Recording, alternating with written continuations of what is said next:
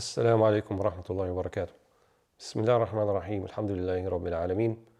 اللهم صل وسلم وبارك على سيدنا محمد النبي الأمي وعلى آله وأصحابه وأزواجه ومن اهتدى بهديه وانتهج نهجه إلى يوم الدين. ترى كان عن محجة البيضاء ليلها كنهارها لا يزيغ عنها إلا هالك. ثم أما بعد، أسعد الله أوقاتكم ونور قلوبكم بمعاني الإيمان والإسلام والإحسان، وزادكم تقى ومعرفة بالله تعالى، وبارك لكم في هذه الأيام المباركة، هذه الأعشر الأخيرة من شهر رمضان، جعله الله لنا ولكم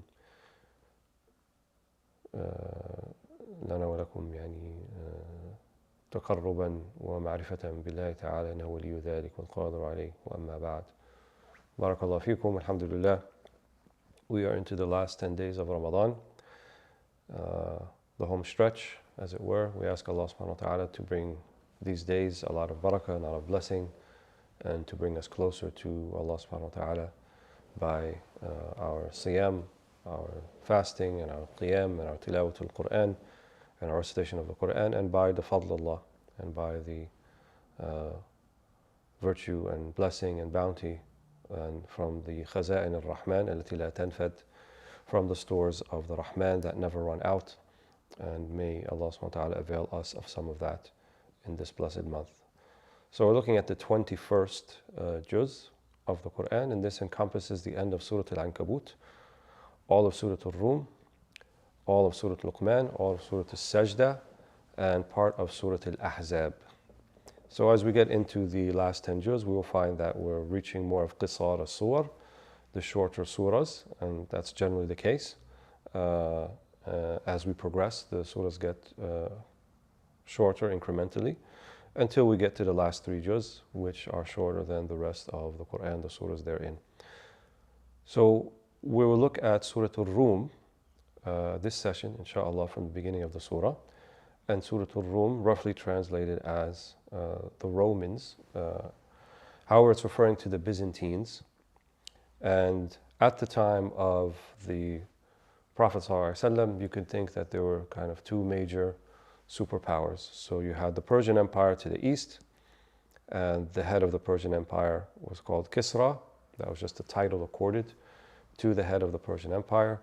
We know that when the Prophet ﷺ was born, that the 1,000-year flame of the Zoroastrians of the Persian Empire went out, as according to the Sirah and the Riwayat, the narrations. And we also know that Salman al-Farisi was a son of this Persian Empire, and he had come from there. So this was kind of directly bordering the Arabian Peninsula on the other side of the Strait of Hormuz, as we know it now, and what we call modern-day Iran. And we had to the north the Byzantine Empire, where the seat of power of the Byzantine Empire was Constantinople, back then now known as Istanbul, the capital of or what was the capital of the Ottoman Empire. And these were the 2 superpowers at the time. The Arabian Peninsula, or the tribes of the Arabian Peninsula, really had sort of no standing at all in terms of these 2 empires. They were so disinterested in the Arabian Peninsula that they didn't think of even sending armies there or to conquer it, because there was nothing there for them to take. They didn't have anything that would have been of value to them. So they weren't really thinking about the Muslims or even the Jahili Arabs for centuries before that. And then we see within 25 centuries, a quarter century of the Prophet ﷺ passing away, we find that Islam spread as far as the Persian Empire and beyond, and also as far as the Byzantine Empire and beyond. But they were competitors at the time. They competed with one another. And so the beginning of the surah is addressing that competition, that rivalry between the Persians and the Byzantines. In Arabic language, they're called Ar-Rum.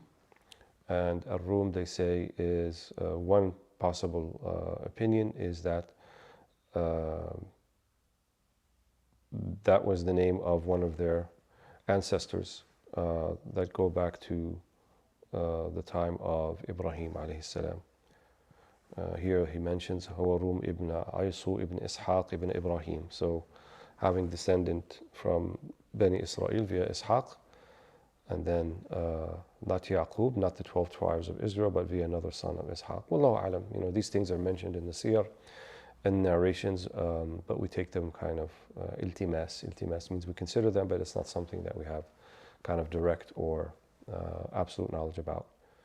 Whatever the case may be, we see here at the beginning of Surah Al-Rum, after A'udhu Billahi Minash Shaitanir Rajeem, Bismillahir Rahmanir Rahim, Alif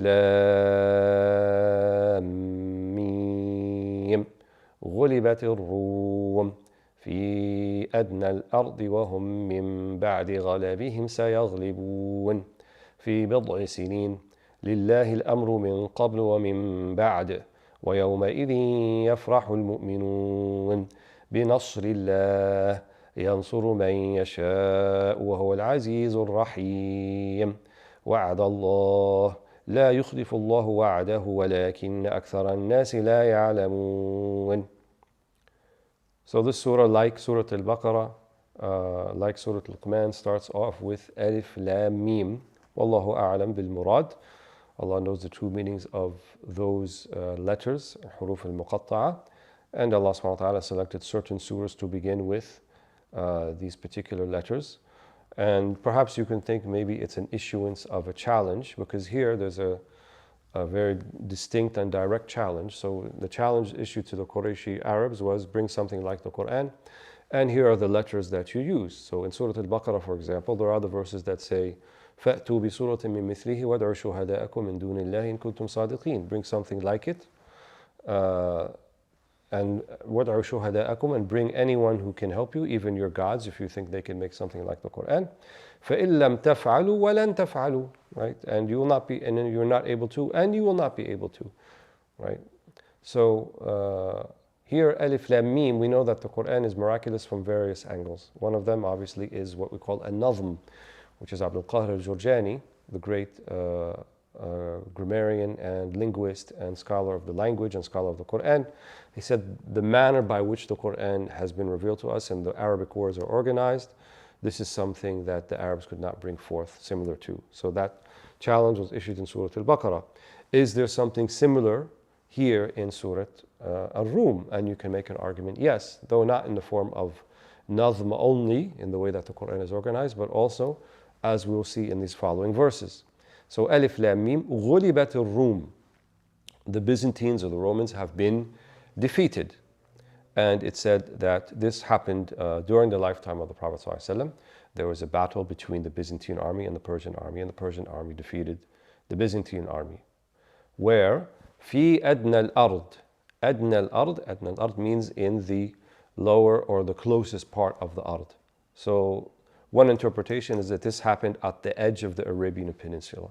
So somewhere between northern Arabian Peninsula and the beginning of Arad al-Sham, so what would be considered modern day Jordan, all the way towards the northern Arabian Peninsula, and towards the east where the Persian Empire meets, which would be modern day Iraq, perhaps somewhere in that area. في أدنى الأرض وهم من بعد غلبهم, and they after their defeat سيغلبون, they will defeat them. How long after? في بضع سنين. So this بضع بالباء والضاد والعين, they said between 3 to 9. So less than a decade later. لله الأمر من قبل ومن بعد. For the matters for Allah subhanahu wa ta'ala, يعني من قبل ماذا؟ من قبل هذا, before all of this, ومن بعد, and after all of this. So the matter is always with Allah, the beginning and the end in the middle. وَيَوْمَئِذٍ يَفْرَحُ الْمُؤْمِنُونَ وَيَوْمَئِذٍ يَفْرَحُ الْمُؤْمِنُونَ. And on that day, the believers will rejoice. Why would the believers rejoice? There is a riwayah that says the day that the Byzantines defeated the Persian army was also the day that the Muslims defeated Quraysh in the Battle of Badr, which was the 17th of Ramadan, the second year of the Hijrah. That's a riwayah. Another riwayah is that it happened during the day of the Sulh of Al-Hudaybiyah. So the Treaty of Hudaybiyah, which has also been described by the Quran in Surah Al-Fath, إِنَّ فَتَحْنَا لَكَ فَتْحًا مُبِينًا. So this Fath al-Mubin, or this great opening or victory, was the day of the Hudaybiyah, when in the succeeding 2.5 years, more people entered into Islam than all of the years before that. So that was a type of Nasr, an opening and Fath. for the believers. So that may be that muwafaqah, right, happening on those two pivotal days in the history of Islam, in the history of the da'wah of Muhammad ﷺ is a reason. They also cite as a reason that the Byzantines were Ahl al-Kitab, so they were Christians, and the Persians were Zoroastrians, worshipped fire. So the people of Ahl al-Kitab naturally are closer to Ahl al-Islam, the people of Islam, than the people who are worshipping something other than Allah subhanahu wa ta'ala. So that also may have been a reason. And there's a narration, not in the Sahih, but in one of the narrations mentions that before gambling was made haram by Allah subhanahu wa ta'ala, that when these verses were revealed, Abu Bakr as-Siddiq radiallahu anhu went to some of the Quraysh, and to show that the Quran is haqq, he said, I'm willing to bet you that the people that we ostensibly support, which are the Byzantines, are going to defeat the people that you ostensibly support. Namely, Quraysh supported the Zoroastrians, the Byzantine, the Sassanid Empire, that this will happen within a number of years. And he said 3 years. And they took him up on that bet. And then when he came back to the Prophet ﷺ, he said, increase the bet and increase the number of years. Because al-bid'ah could be 3 to 9. So he increased the number of years, and he also increased the value of the bet. And then other people of Quraysh came in. And then when Abu Bakr as-Siddiq went to collect, he collected, and then goes back to the Prophet ﷺ, and he said, I have this, what should I do with it? He said, tasaddaq biha, give it in charity. And this is before at-tahrim, before that gambling was made haram by Allah subhanahu wa ta'ala. Wallahu a'lam. وَيَوْمَئِذٍ يَفْرَحُ الْمُؤْمِنُونَ بِنَصْرِ اللَّهِ يعني يفرحون بنصر الله. They will be happy with the victory that Allah gives of haqq over batil. يَنْصُرُ مَنْ يَشَاء يَنْصُرُ مَنْ يَشَاء. Allah gives victory to whom He pleases. And here this بنصر الله could mean that specific incident. And as we know, generally speaking, the Quran بعموم اللفظ وليس بخصوص السبب, not just as necessarily the circumstances of this particular revelation, as things were happening on the ground in Ard al-Hijaz or Arad al-Wahi, Makkah and Medina, where the Wahi was taking place, but also, generally speaking, from then on and into the future. So always the believers will be rejoicing binasrillah, and any nasr of Allah subhanahu wa ta'ala that comes with the proper conditions being fulfilled is a nasr from Allah subhanahu wa ta'ala, is a victory from Allah. يَنْصُرُ مَنْ يَشَاء.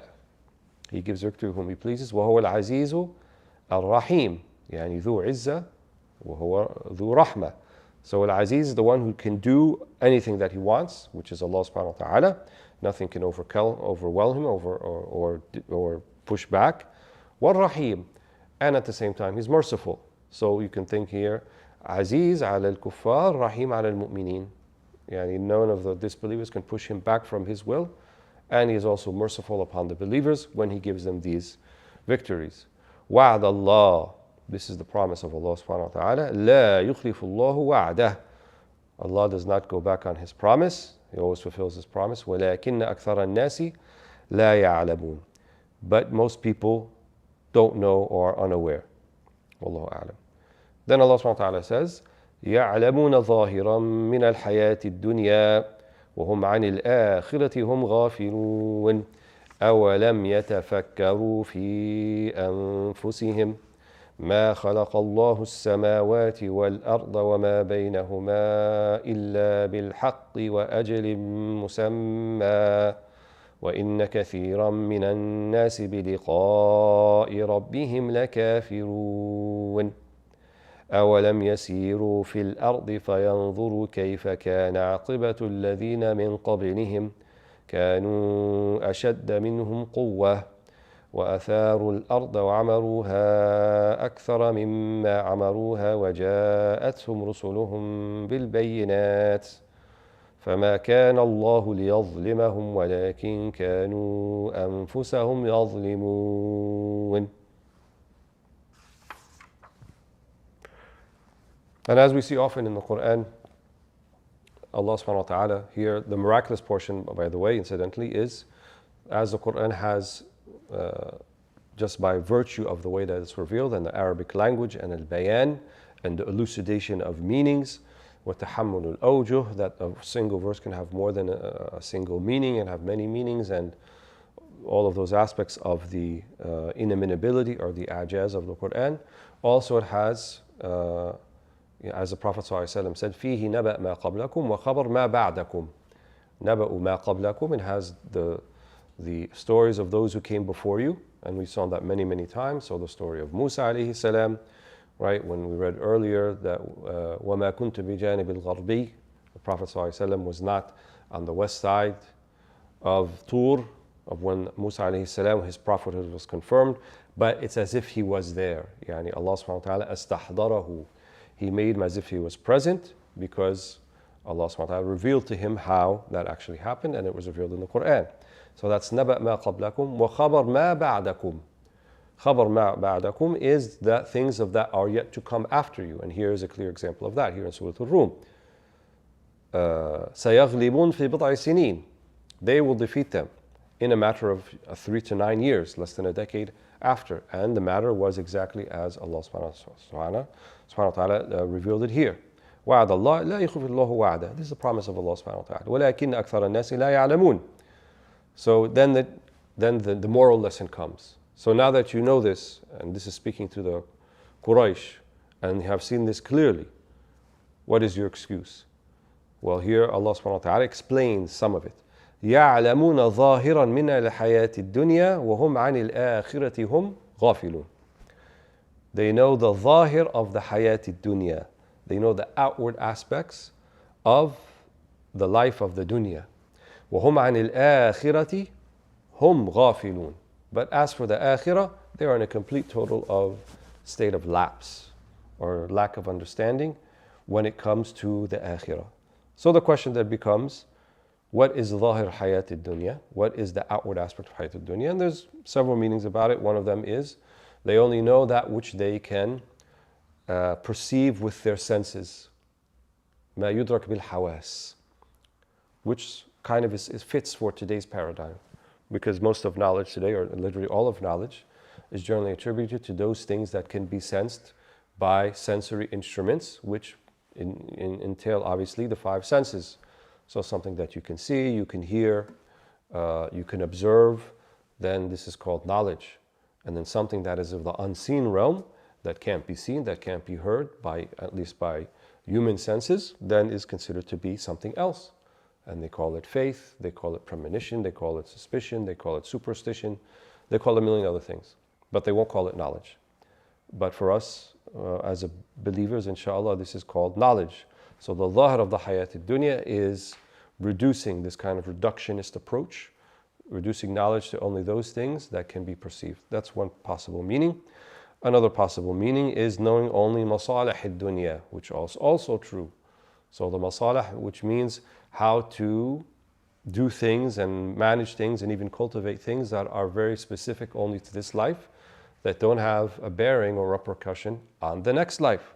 That's also ظاهرا من الحياة الدنيا. And also, finally, ظاهر من الحياة الدنيا doesn't encompass the akhirah. وهم عن الآخرة هم غافلون. So anything that has a repercussion or a bearing on the next life, they are unaware of it. So things that about the balance of things, the balance between peoples, not sowing corruption, even in the pursuit of islah dunya, right? In the pursuit of cultivating the earth and its resources, but at the same time, not disturbing it to the degree that it's ruined for future generations, or that it's ruined or corrupted for other people. In other words, to serve one particular special interest group at the detriment of another. And that's not from the akhirah. The akhirah means there's balance. The akhirah means that you're putting everything in its proper place, in its perspective, what's called al-hikmah, and tatasarraf bil-hikmah, with wisdom. هُمْ عَنِ الْآخِرَةِ هُمْ غَافِلُونَ. Right? And the dhamir is repeated here for emphasis, the kalimat hum. وَهُمْ عَنِ الْآخِرَةِ hum. They are hum غَافِلُونَ. They are in the state of lapse. أَوَلَمْ يَتَفَكَّرُوا فِي أَنفُسِهِمْ. Do they not think within themselves? So do they not think within themselves also is open to interpretation. One interpretation is, do they not consider contemplation? Do they not use their faculties that they have, their fu'ad, their spiritual hearts, their discerning hearts, in order to consider all of the signs around them? And another meaning is that you yourself are a sign. أولم يتفكروا في أنفسهم. They are a sign. وفي الأرض آيات للموقنين وفي أنفسكم أفلا تبصرون. Surah Al-Dhariyat. And in the terrestrial realm, there are signs for you to consider. وفي أنفسكم, and within yourselves. So the signs within yourselves, as is above is below. So your body as a system and as a working organism is very similar to the universe, right? تحسب نفسك رجل صغير وفيك انطوى العالم. Sayyidina Ali used to say, you think you are this small insignificant thing, but within you, the whole world, the whole universe has been encompassed. So you're a microcosm, that's a macrocosm.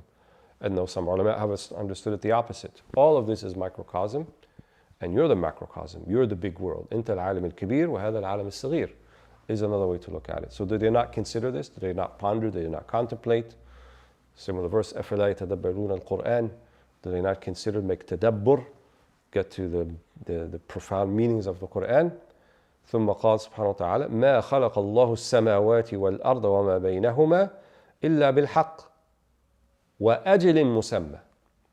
He did not create, Allah did not create the samawat, the heavens, and the earth, وما بينهما, and that which is in between them, إلا بالحق, except by the haqq, except by the truth, except by what is real, except what is unwavering and unchanging in its, and immutable in its definition. وَأَجَلٍ مُسَمَّى, وَأَجَلٍ مُسَمَّى, and a allotted time. أَجَلٍ مُسَمَّى, it has an expiry date, sell by date, end of product date.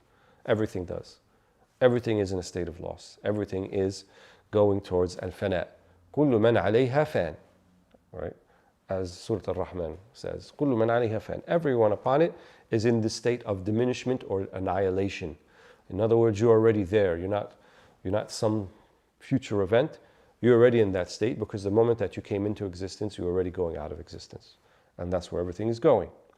Do they not see that? ما خلق الله السماوات والأرض وما بينهما إلا بالحق وأجل مسمى.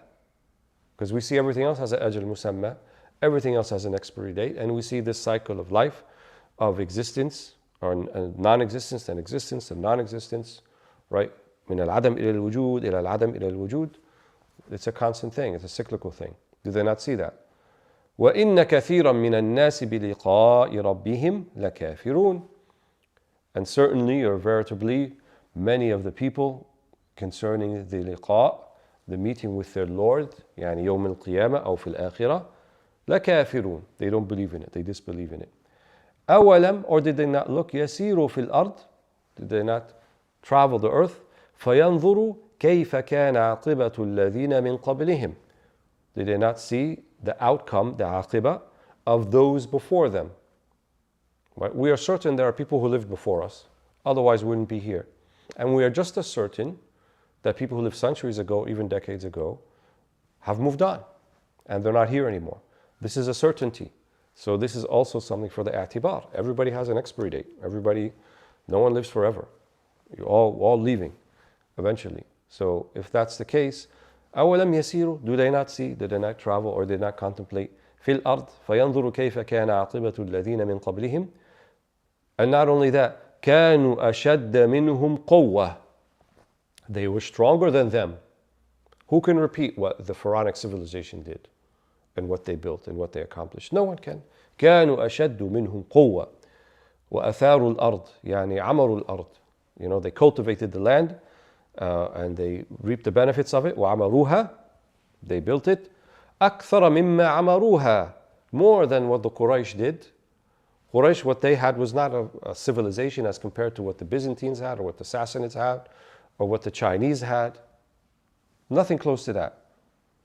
وَجَاءَتْهُمْ رُسُلُهُمْ بِالْبَيِّنَاتِ, and their messengers came with them with the clear signs, like Sayyidina Musa alayhi salam, Sayyidina Isa, Sayyidina Dawood, Sayyidina Sulaiman, Mulk Sulaiman.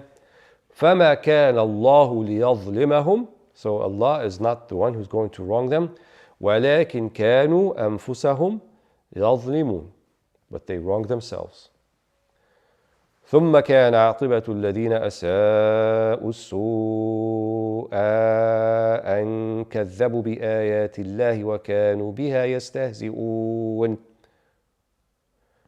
الله يبدأ الخلق ثم يعيده ثم إليه ترجعون ثم كان عاقبة الذين أساءوا السوء. Then it was the outcome of those أساءوا السوء. السوء means الأسوأ. So it's the feminine form of a superlative. The worst. So أساءوا الأسوأ أو السوء. They performed the worst, or they were the worst with their relationship obviously with Allah subhanahu wa ta'ala. How? And كذبوا بآيات الله. Right, like Naqat Salih, they killed the camel of Salih. It was a test for them, a fitna, tribulation. Asa'u su'a, and those who tried to crucify Isa alayhi salam, and Pharaoh, and his minions, and Haman. Asa'u su'a, all of them. And the people of the Tufan, of the flood of Noah. Asa'u su'a, an kadhabu bi ayatillah, that they disbelieved in the signs of Allah subhanahu wa ta'ala. وَكَانُوا بِهَا يَسْتَهْزِئُونَ. And on top of that, كانوا بها يستهزئون, right? They would make fun and ridicule, like the people of Noah. Every time they walk by him and he's building the ark, يسخروا منه, right? They ridiculed him. يستهزئون. الله يبدأ الخلق ثم يعيد ثم إليه ترجعون. Allah subhanahu wa ta'ala يبدأ الخلق. He initiates the khalq, right? He created everything. Not just initiates, but he maintains it. ثُمَّ يُعِيدُهُ. So here, البدء والإعادة, putting in terms that the Quraysh can understand. If he is the one who began it and puts it into motion and created it, he is also the one يُعِيدُهُ. So if he takes it out of creation, then he can also put it back into creation. In other words, back into existence. ثُمَّ إِلَيْهِ تُرْجَعُونَ. وَالْإِعَادَةُ هُنَا الْقِيَامَةِ الْبَعْثِ. So the resurrection, ثُمَّ يُعِيدُهُ ثُمَّ إِلَيْهِ ترجعون. Then you return back to Allah subhanahu wa ta'ala. So that's the beginning of Surah Al-Rum. And I just want to cover something else briefly.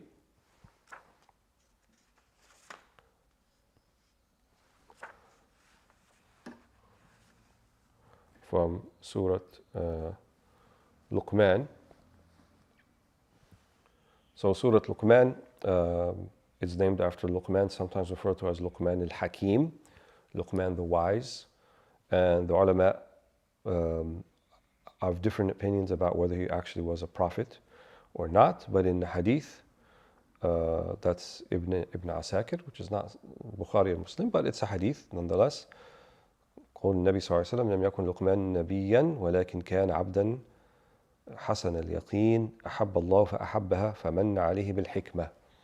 That Luqman was not a prophet, but he was a servant and had strong yaqeen, strong certainty in Allah. Allah loved him. فأحبه. So Allah loves him, so you love him too. فمن عليه بالحكمة. And so he also blessed him with wisdom, with hikmah. Surah Luqman. And here there's a hiwar, there's a conversation that Luqman alayhi salam has with his son, who at the time was not a believer. And via this hiwar, or via this wasiyah, this admonition he gives to him, he becomes a believer. So contrast that with the situation that happened with Nuh alayhi salam and his son. يا بني أركب معنا قال سآوي إلى جبل يعصمني من الماء قال لا عاصم اليوم من أمر الله. Told him, come with us on the safina. He said, I will find a mountain to protect me. And لا عاصم اليوم من أمر الله. There's no way to be protected from the command of Allah on this particular day.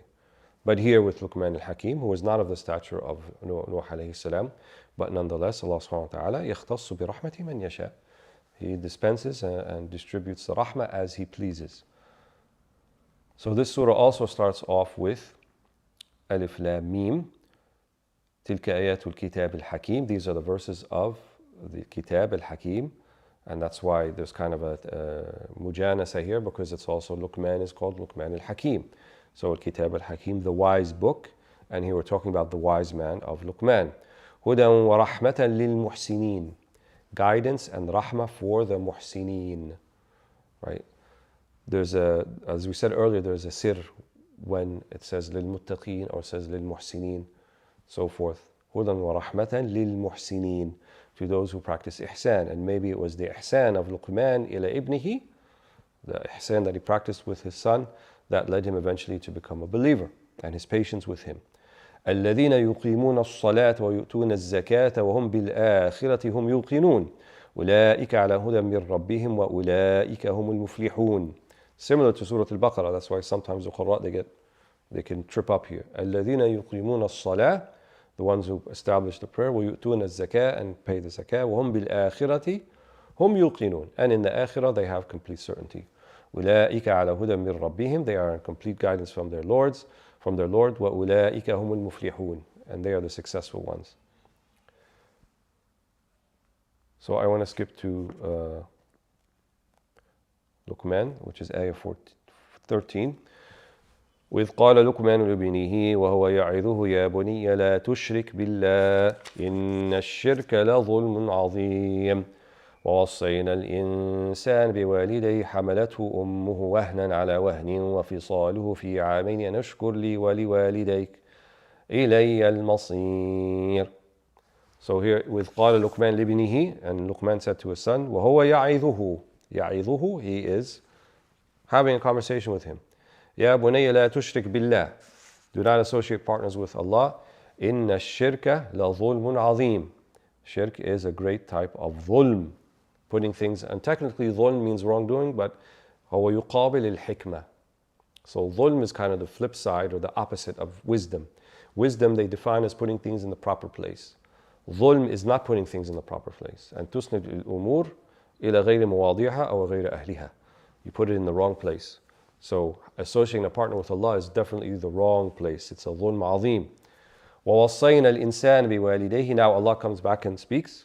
This is not necessarily from an i'tirad from Allah, not from Luqman to his son.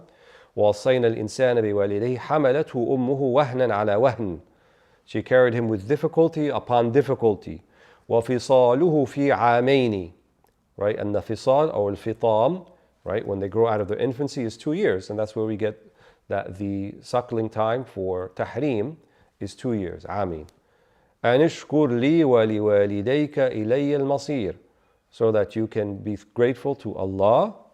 اشكر لي, Allah speaking in the first person.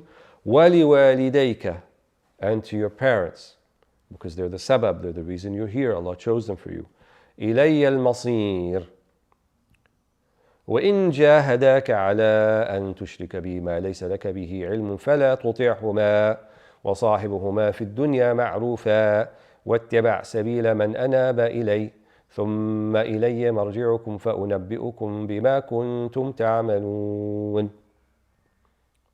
This is also from Allah subhanahu wa ta'ala. وإن جاهداك على أن تشرك بي, if they try to enforce upon you that you associate partners with me, ما ليس لك به علم, that which you do not know to be true, فلا تطيعهما, then do not follow them in this. وصاحبهما في الدنيا معروفة. But even if they try to do that, this does not negate the suhbah.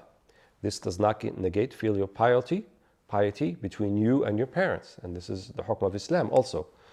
Not just the time of Sayyidina Luqman al-Hakim, but also after Sayyidina Luqman. So even in our times, if you have parents who are not Muslim or not practicing Muslims or any of the sort, you don't follow them in those things that are against Islam, but at the same time, this does not negate your obligation towards them in terms of kindness and rahmah and mercy. وَاتَّبَعْ سَبِيلَ مَنْ أَنَابَ إِلَيْهِ. Right? But you follow the way of those who keep returning back to me. مَنْ أَنَابَ إِلَيْهِ. ثُمَّ إِلَيَّ مَرْجِعُكُمْ. Then you all return to me. فَأُنَبِّئُكُمْ بِمَا كُنْتُمْ تَعْمَلُونَ. And then all things will be settled. I will tell you of the things that you were doing. This is the hisab before Allah subhanahu wa ta'ala, the reckoning. يا بني إنها إن تك مثقال حبة من خردل فتكن في صخرة أو في السماوات أو في الأرض يأتي بها الله إن الله لطيف خبير. يا بني أقم الصلاة وأمر بالمعروف وانهى عن المنكر واصبر على ما أصابك إن ذلك من عزم الأمور. ولا تصعر خدك للناس ولا تمشي في الأرض مرحا إن الله لا يحب كل مختال فخور. وقصد في مشيك واغضض من صوتك إن أنكر الأصوات لصوت الحمير. So that's the wasiyah of Luqman to his son, which continues, يا بني, my son, إن تك مثقال حبة في من خردل فتكن في صخرة أو في السماوات. So the مثقال الحبة من خردل. Khardal is like the size of like a seed, something so small you can't even see. مثقال حبة, so a part of that. فتكن في صخرة, and even if it's in a rock, inside a rock or a hollow rock. أو في السماوات, or in the heavens. أو في الأرض, on the earth. يأتي بها الله. What does he mean, يأتي بها الله? Allah will bring it forth on the reckoning. In other words, وَمَنْ يَعْمِلْ مِثْقَالَ ذَرَّةٍ خَيْرًا يَرَى وَمَنْ يَعْمِلْ مِثْقَالَ ذَرَّةٍ شَرًّا يَرَى. Similar meaning. Anything, any iota worth, any am's worth of good that you do will be brought forth. And conversely, any iota worth of bad is all will be brought forth. Nothing will escape, obviously, the knowledge of Allah subhanahu wa ta'ala and the possible reckoning of it on the Day of Judgment. It's up to Allah subhanahu wa ta'ala whether He forgives you. وَيَسْطُرْ عَلَيْكَ. Yastur alayk means He covers and conceals, or He brings it forth for everyone to see. But Allah reminds us at the end, إِنَّ اللَّهَ لَطِيفٌ خَبِيرٌ. So He is Khabir, nothing escapes Him, He knows everything, but He's also Latif. So نسأل بلطفه ألا يعذبنا وألا يفضحنا. Not to humiliate us or to punish us for our lapses. يا بني أقم الصلاة. My son, establish the prayer. وأمر بالمعروف, and enjoin to good. وانهى عن المنكر, and forbid the bad. واصبر على ما أصابك, and be patient with the things that happen to you. So that's just as paramount as establishing the prayer, the ritual devotions. وأمر بالمعروف وانهى عن المنكر. Those are the communal obligations. And then we have the obligation of personal fortitude. واصبر على ما أصابك تكون من الصابرين. That requires tazkiyah, that requires spiritual purification. That's something that's internal, not external. واصبر على ما أصابك إن ذلك من عزم الأمور. This is from عزم الأمور. This is from the matters of high resolve. ولا تصعر خدك للناس. This is like a metaphor. ولا تصعر خدك, يعني تولي خدك. Like looking at someone like with belittlement. Like ازدراء. ولا تصعر خدك للناس. Don't be haughty and arrogant with people. ولا تمشي في الأرض مرحا. Right, also in Surah Isra this was mentioned. And don't walk haughtily or arrogantly. إن الله لا يحب كل مختال فخور. المختال من الخيلاء, which is pride. Don't walk pridefully. فخور, right, haughtily, arrogantly. This is literal and also meaningful. The literal walk and also the way you carry yourself internally. Don't be prideful or arrogant over anybody. وَاقْصِدْ فِي مَشْيِكَ. Be economical, just in the way that you walk. And although you can also understand it in the way that you carry yourself. Be just and economical in the way that you carry yourself. Be a humble servant of Allah subhanahu wa ta'ala, not a haughty, prideful, arrogant servant of Allah. وَغْضُضْ مِنْ صَوْتِكَ. Right? وَغْضُضْ مِنْ صَوْتِكَ, same word as غض البصر, which is to lower your voice. وَغْضُضْ مِنْ صَوْتِكَ إِنَّ أَنْكَرَ الْأَصْوَاتِ لَصَوْتُ الْحَمِيرِ. For the worst of voices, the worst of sounds is the sound of the donkey. And in the hadith of the Prophet ﷺ, the sound of the donkey is when the donkey sees the devil. He makes that sound, the braying of the donkey. So here, it's a simile, a metaphor. Don't be haughty or prideful or unduly vociferous in the way that you speak. Only speak in the manner that is pleasing to Allah subhanahu wa ta'ala and the manner that is commensurate with the situation. Because other than that, then you would be amongst al-mukhtal wal-fakhur. Going back to the previous verse, you'd be like someone who's يمشي بالخيلاء, walks pridefully and conceitfully. And that was the wasiyya and the advice and the maw'idah from Sayyidina Luqman to his son, alayhi salam. May Allah subhanahu wa ta'ala make us of the humble people and not of the prideful people, and that we walk, as mentioned in another verse, يَمْشُونَ عَلَى الْأَرْضِ هَوْنًا. We walk softly upon the earth, softly in the way that we treat people, and in our compassion, our mercy to them, that we be a people of this, that we reflect properly the meanings of this amazing and glorious gift Allah has given to us, the gift of the Quran, the gift of Islam, the gift of the Prophet Muhammad ﷺ, the gift of Ramadan, the gift of these blessed days and blessed nights that we're in, many ataya, many gifts and many mawahib Allah subhanahu wa ta'ala sent our way. May we be properly grateful by using them in the right way and availing ourselves of the nafahat and the nasamat and the rahamat that only Allah subhanahu wa ta'ala can give to us. وهو ولي ذلك والقادر عليه. الحمد لله رب العالمين. والسلام عليكم ورحمة الله وبركاته.